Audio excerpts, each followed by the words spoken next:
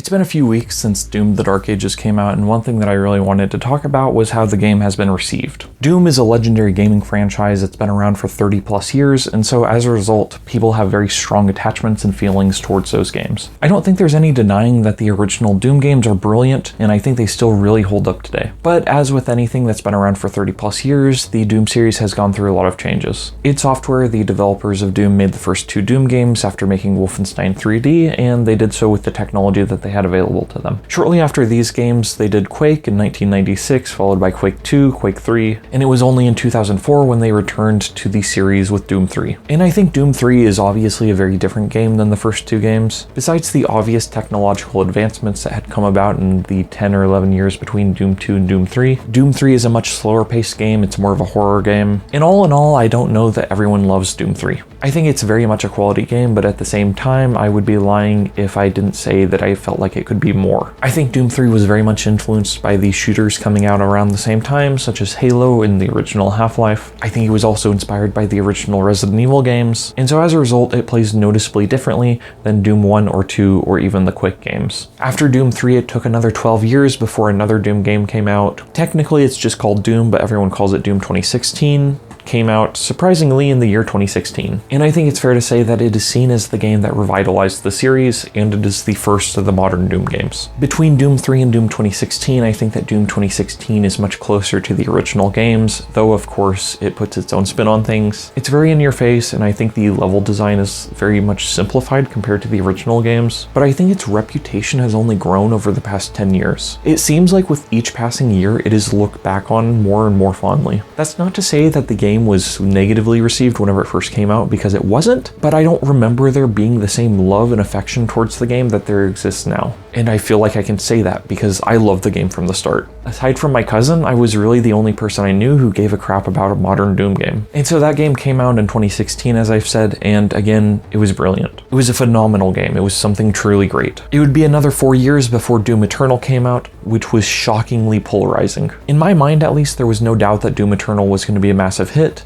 and I think it was, but at the same time, there were a lot of people who really didn't like it. Whereas Doom 2016 felt like a revitalization of the series, it felt like Doom Eternal was very much trying to do something a little bit different. Doom Eternal was faster, the enemies were more aggressive, and they were meaner. You had more movement options, such as a grappling hook on the double-barrel shotgun and your double dash, and most notably of all, it gave certain enemies certain weaknesses. So for instance, shield guys, if you shot them with your plasma gun, their shields would explode. In Doom Eternal, you could aim at certain parts of enemies, and you could shoot them off, meaning that they would not be able to attack with those parts. So for instance, you could shoot off an Arachnotron's turret, and it would not be able to hurt you with it. And I do believe this was a thing in the main game, though it didn't really stand out to me until it became very egregious and in your face in the DLCs, where there were certain enemy types that could only be killed with certain weapons. For instance, there was a ghost type of enemy that could only be killed for good if you microwave them with your plasma beam. And lots of people didn't like Doom Eternal specifically because of this. In the classic Doom games, you could run around with only a double-barrel shotgun and you would be fine. Same goes for Quake, same goes for Wolfenstein, and really the gunplay of those games is comparatively simple to what Doom Eternal came up with. In addition to these things, there was also platforming, and there was a lot of verticality that was introduced in Doom Eternal. You had new weapons such as a flame belch and a freeze bomb. And so this brings me to Doom: The Dark Ages, the first Doom game after Doom Eternal. Whenever I booted up this game, I actually found myself really bored for the first couple of hours. Personally, I'm a major fan of Doom Eternal. It feels like Devil May Cry, it feels like Ultra Kill, it feels like all these different games I love. Playing that game on Nightmare is just an absolute adrenaline rush for me. And so whenever I booted up Doom: The Dark Ages on hard, I was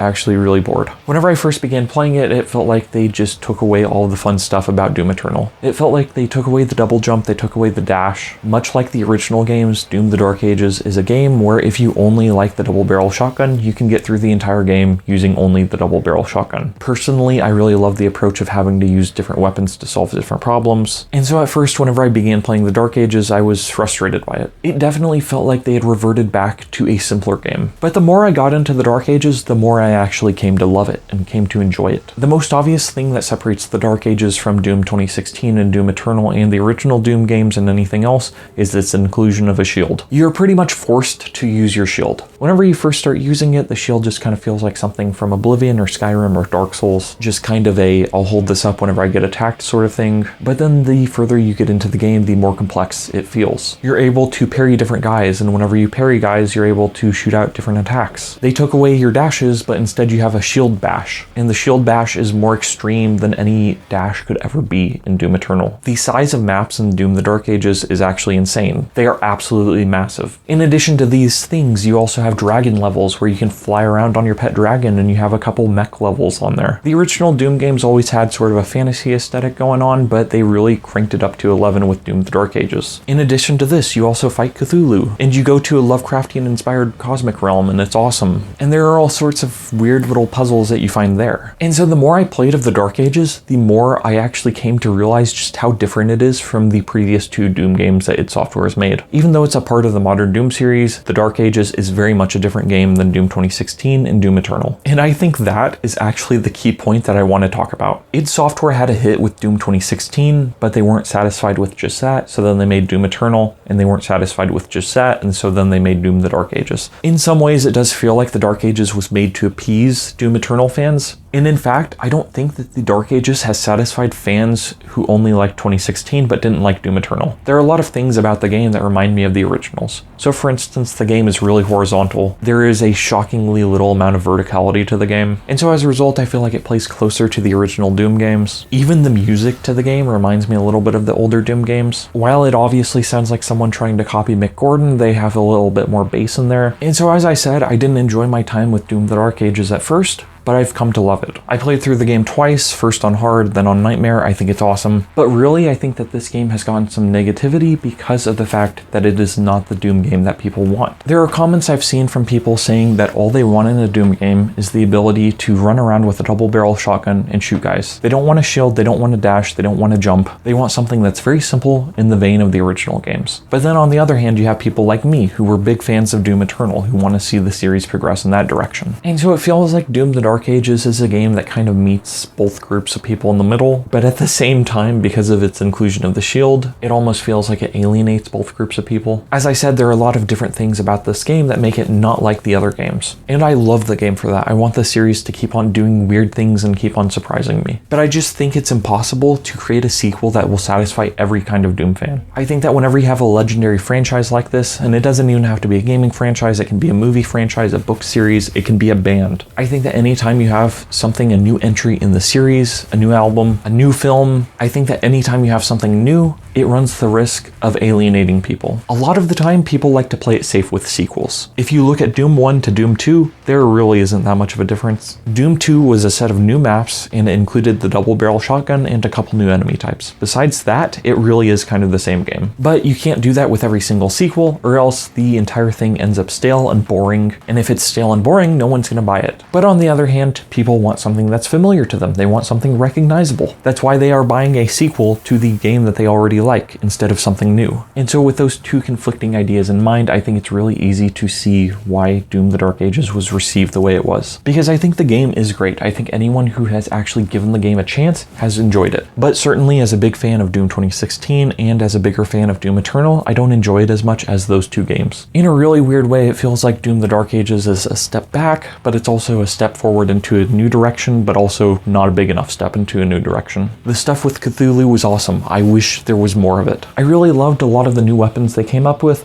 but I just wish that I had excuses to actually use them instead of just sticking with the double barrel shotgun the entire time. In fact, I would go so far as to argue that the game incentivizes you to stick to one gun because of the fact that the weapon switching is a lot slower than it was in Doom Eternal. In Doom Eternal, you would switch guns instantly, but in Doom the Dark Ages, there's more of a delay. As a result, it is just not efficient or effective to switch weapons often, which is kind of silly and strange. With regards to how the game is somewhat of a reversion, but at the same time seeks to push forward in a new direction, I think you can just look at the enemy designs to see exactly what I'm talking about. Some of the enemies look exactly the same. Imps look like the imps in previous games, except they now have hair. But a lot of the enemy designs really threw me for a loop. The Barons don't look like Barons. The Cacodemons do not look like Cacodemons. The Pinkies do not look like Pinkies. I had to actually look up the enemy types in order to figure out which one was which, and once I realized that this was a Pinky, I was like, oh, okay, I can see it. But at the same time, it's still kind of odd, I think. I think the design is awesome. I just think it's kind of strange to completely reimagine the enemy type. Because the game is familiar, as I've said, I think that it plays more similarly to Doom 2016 than it does to Doom Eternal, and I think it plays a little bit closer to the original games than something like Eternal does. But at the same time, I don't think that this game will completely satisfy those people who only want a sequel to the original games. I don't think you're going to make those people happy, and I also don't think that you're going to make the Doom Eternal fans happy